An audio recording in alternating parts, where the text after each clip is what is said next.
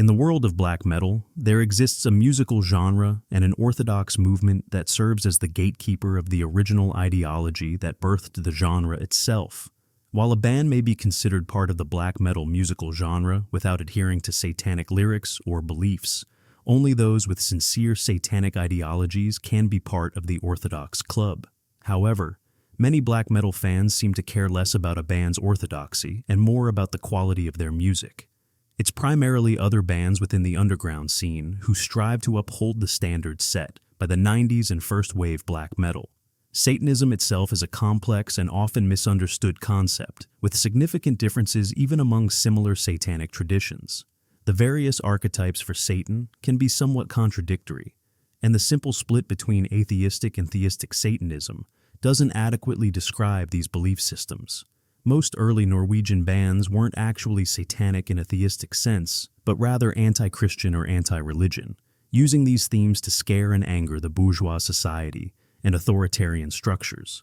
As black metal has evolved since its early days, when a small clique could define and establish rules for what was considered genuine, it's debatable whether modern black metal should adhere to such rigid and exclusionary rules.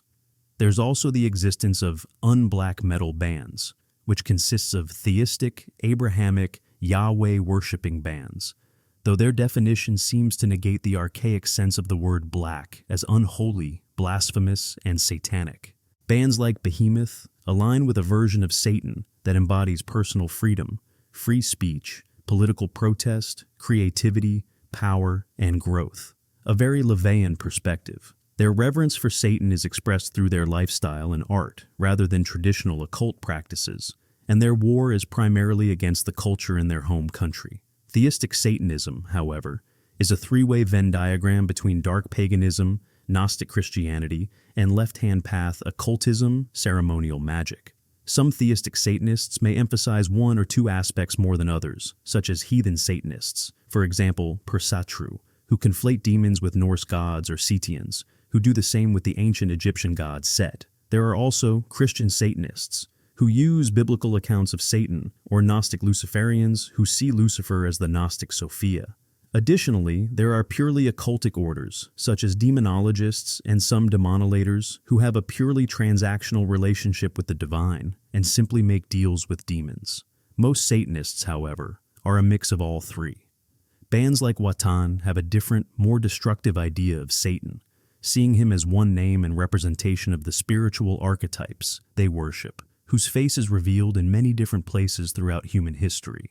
Their beliefs are essentially pre-Christian in nature, rooted in pre-Christian mythology, making the westernized concept of Satanism potentially irrelevant to their core ideology. Watain doesn't attempt to clean up Satan's image like many atheistic and romantic strands of Satanism do. Instead, they acknowledge the ugly side of Satan and what it truly means to rid oneself entirely of conscience and morality. This type of Satanism involves the worship and practice of evil for the sake of evil, transcending the boundaries of Christianity into a more universal form of transgression. Nearly every religion in human history has a forbidden path where evil is relegated, and this is where the syncretic beliefs of anti-cosmic Satanism originate, with an absolute plethora of variations in these types of practices and beliefs. Some well-known figures in the metal scene, such as King Diamond, are avowed Levian Satanists.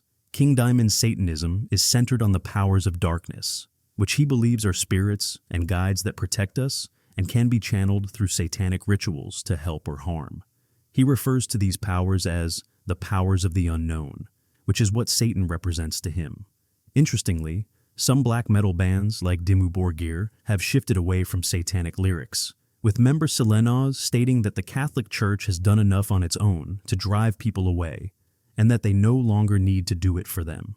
It's worth noting that some metalheads are Christians, which may seem contradictory given the often satanic themes in the genre. This raises questions about the appeal of metal to Christian fans, and whether it is hypocritical to enjoy the genre while holding Christian beliefs. As stated by the founders of black metal, such as Kronos, Korthon, and Satanic Slaughter, the genre isn't necessarily about literal Satanism, whether atheistic or theistic, but rather about the imagery, messages, and misanthropic nature. While some bands may claim to be actual Satanists, Around 90% of the genre aren't practicing anything and are more focused on the image. The meaning of black metal has evolved, from initially referring to satanic metal to satanic metal of a specific style to styles similar to these previous styles. Now, it exists on a spectrum. If a band sounds like second-wave black metal and is satanic, it's considered black metal. The same applies to bands that sound like first-wave or third-wave black metal, even if the latter incorporates folk elements. When a black metal band claims to be Satanist, it doesn't necessarily mean they adhere to LaVeyan Satanism, although many extreme metal artists may be sympathetic to or fans of LaVey's ideas. The term Satanist in this context isn't limited to LaVeyan Satanism. Ultimately, the incorporation of Satanism in metal began as a means to shock and provoke people, which can be entertaining depending on how well it's executed in the band in question. However, its shock factor has diminished over time. At its core, black metal is about shattered souls and bleeding minds, reflecting the torturous age we live in. The true pop song of our zeitgeist should be about this very satanic reality.